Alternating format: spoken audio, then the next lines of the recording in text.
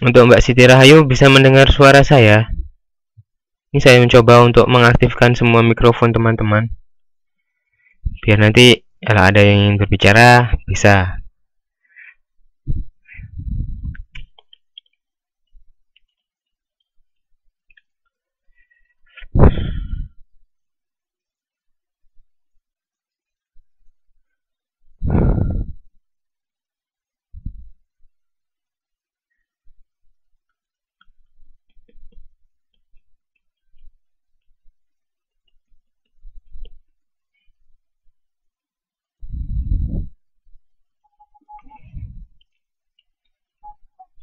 Oke, Mbak Heni.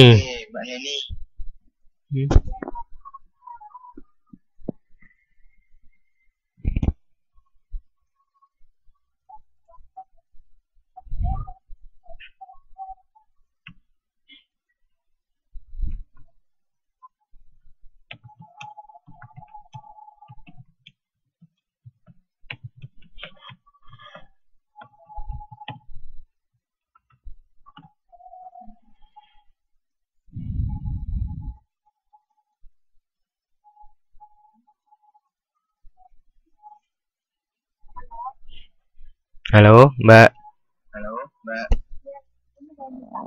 Oke, bisa.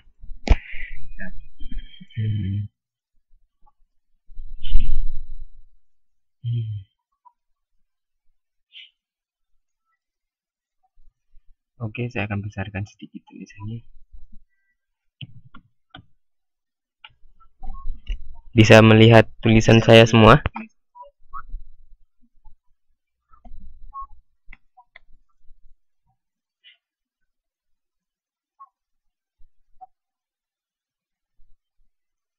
Untuk Mbak Heni, sementara saya matikan dulu ya mikrofonnya.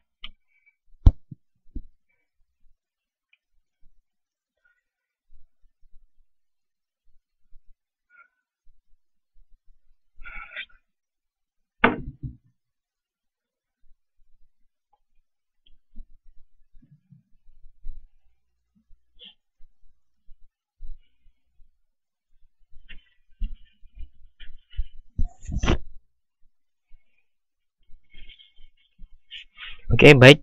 Mungkin kita mulai saja ya. Oke, kita akan mulai. Assalamualaikum warahmatullahi wabarakatuh. Ini pertemuan kedua kita untuk mata kuliah akuntansi biaya. Semoga kedepannya semakin lancar. Amin. Untuk teman-teman yang sudah datang, saya ucapkan terima kasih karena telah menghadiri kelas online ini. Dan untuk teman-teman yang belum hadir, semoga bisa ikut bergabung dengan kita semua yang hadir di Wizik. Oke. Baik, kita akan mulai pelajarannya. Untuk modul 2, di sini kita akan mempelajari mengenai harga pokok pesanan. Sebelumnya di modul 1 kita membahas mengenai akuntansi biaya. Apa saja sih yang ada pada akuntansi biaya, mulai dari perbedaan antara akuntansi keuangan dan akuntansi manajemen, kemudian di manakah letak akuntansi biaya, kemudian ada tujuan dari akuntansi, fungsi akuntansi, kemudian ada dua macam metode berproduksi yang digunakan oleh sebuah perusahaan. Ada metode harga pokok pesanan dan harga pokok produksi. Nah, untuk modul 2 kali ini kita akan membahas mengenai harga pokok pesanan. Untuk harga pokok produksi, insya Allah nanti kita akan membahas di modul yang lain, mungkin modul selanjutnya. Nah, sekarang adalah metode harga pokok pesanan. Kita review kembali. Jadi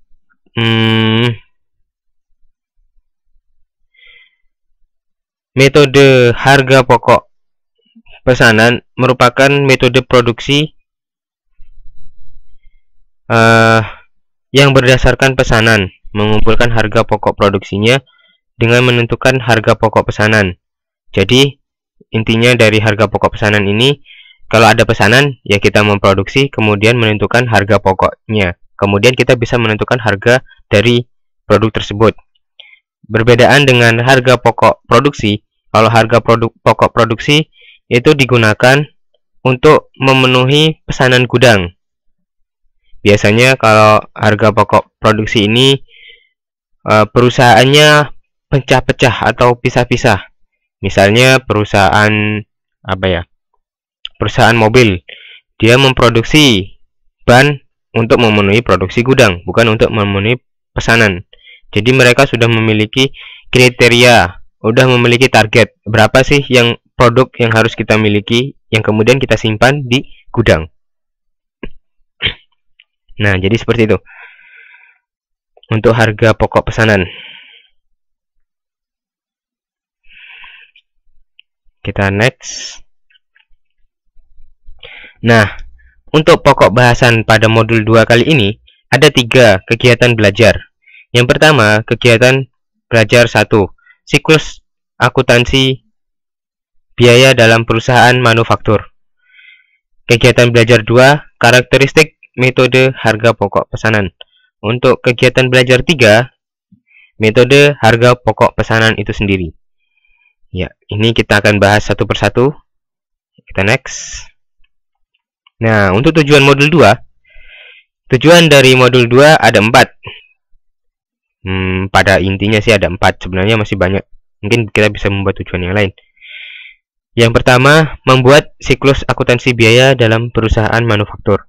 Yang kedua, menjelaskan kegunaan rekening kontrol dan rekening pembantu dalam akuntansi biaya. Ini mohon maaf, ini bukan D, akuntansi S, akuntansi biaya. Kemudian yang ketiga, menjelaskan karakteristik usaha perusahaan yang berproduksi berdasarkan pesanan.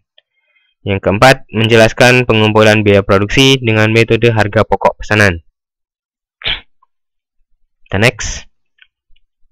Nah, ini sebelum kita masuk ke kegiatan belajar 1 ataupun nanti menjelaskan tujuan, kita akan membahas terlebih dahulu mengenai perusahaan dagang, perusahaan jasa, dan perusahaan manufaktur. Apa sih perusahaan dagang, kemudian siklus kegiatan perusahaan dagang itu sendiri, siklus akuntansi biaya dari perusahaan dagang, kemudian tujuan dari perusahaan dagang. Mungkin teman-teman yang online bisa memberi sedikit gambaran apa sih perbedaan antara perusahaan dagang, perusahaan jasa, maupun perusahaan manufaktur?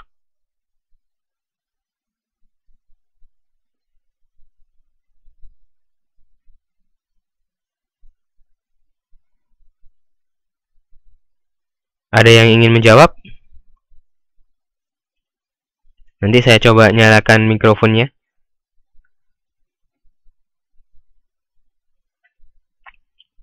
Mungkin Ari Rosalia atau Helen atau Heni atau Siti Rahayu.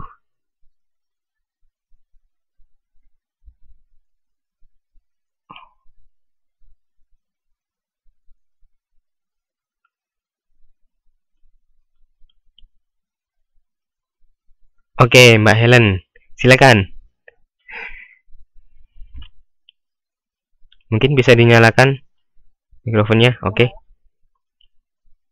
Kalau perusahaan dagang itu perusahaan yang menjual barang dagangan tanpa merubah bentuk dan mengharapkan untuk memperoleh keuntungan.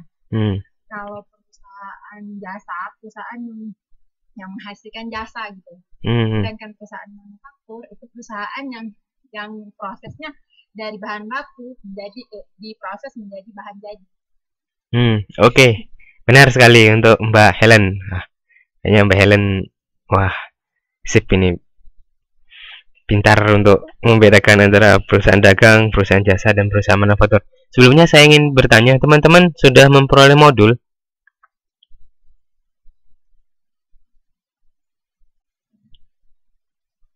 Alhamdulillah sudah. Ya, kita bisa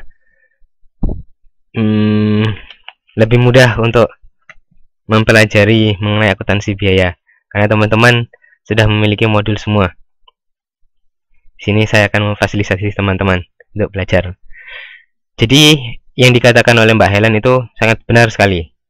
Jadi perusahaan dagang pada intinya yang membedakan antara perusahaan dagang, perusahaan jasa, dan perusahaan manufaktur itu adalah pada proses produksinya.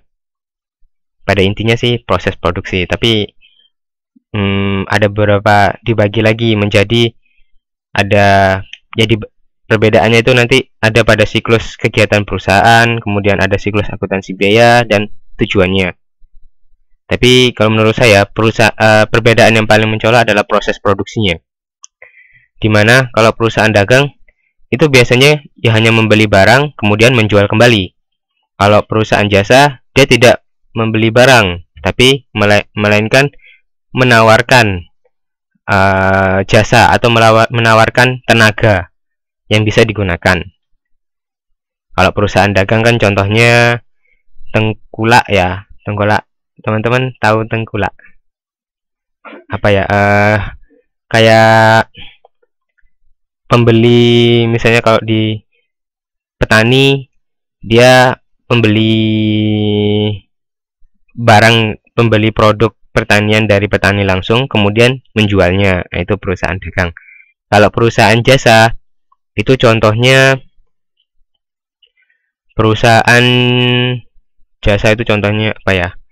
Kayak menawarkan jasa laundry ya bisa, ataupun jasa EO pernikahan, EO pernikahan, menawarkan jasa. Nah, untuk perusahaan manufaktur ya travel ya Mbak Heni, benar sekali, perusahaan jasa salah satunya travel. Ya, travel agency, ya benar sekali. Kemudian kalau perusahaan manufaktur itu ya banyak macamnya. Kalau di Taiwan sangat banyak. Ada yang di bidang mesin, mobil, motor, kemudian ada yang di bidang makanan seperti roti dan lain sebagainya. Tuh. Nah, di modul kita ini dibedakan menjadi 3. Perusahaan dagang itu sendiri, siklus kegiatan perusahaan dagangnya ini berdasarkan prosesnya ini. Pembelian barang, kemudian tanpa melalui pengolahan, kemudian dijual kembali barangnya. Kemudian untuk siklus akuntansi biayanya, pencatatan harga pokok barang dagang yang dibeli itu dimulai. Jadi siklus akuntansi biayanya itu dimulai dari kita mencatat harga pokok barang dagang. Jadi kita mencatat harga barang itu, kemudian kita menulis dan menyajikan harga pokok dagang yang dijual. Berapa sih harga yang kita jual? Nah, seperti itu. Kemudian untuk tujuan dari perusahaan dagang itu untuk akuntansi biayanya adalah menyajikan informasi harga pokok barang yang dijual, biaya administrasi, dan umumnya biaya pemasaran, karena perusahaan dagang lebih cenderung banyak di biaya pemasaran. Kita lanjut. Untuk perusahaan jasa, siklus kegiatan perusahaan jasa dimulai dari persiapan penyerahan jasa. Maksudnya persiapan penyerahan jasa ini apa sih yang kita persiapkan yang nantinya kita berikan untuk pelanggan. Kemudian berakhir dengan penyerahan jasa kepada pemakai. Maksudnya ini adalah servis kita kepada konsumen. Kemudian siklus akuntansi biayanya dimulai dengan pencatatan biaya persiapan penyerahan jasa. Jadi kita mencatat biaya apa saja yang kita keluarkan sebelum kita menservis pelanggan kita, dan berakhir pada penyajian harga pokok jasa yang diserahkan. Maksudnya ini adalah berakhir dengan kita menulis berapa sih biar modal kita kembali itu berapa, harga pokok atau yang harus dibayar oleh konsumen ke kita itu berapa. Kemudian tujuannya adalah menyajikan informasi harga pokok per satuan jasa yang diserahkan kepada pemakai jasa. Ya, ini maksudnya adalah untuk memberikan keterbukaan mengenai pembiayaan atau mengenai keuangan perusahaan. Tapi ya tidak semuanya kita harus berikan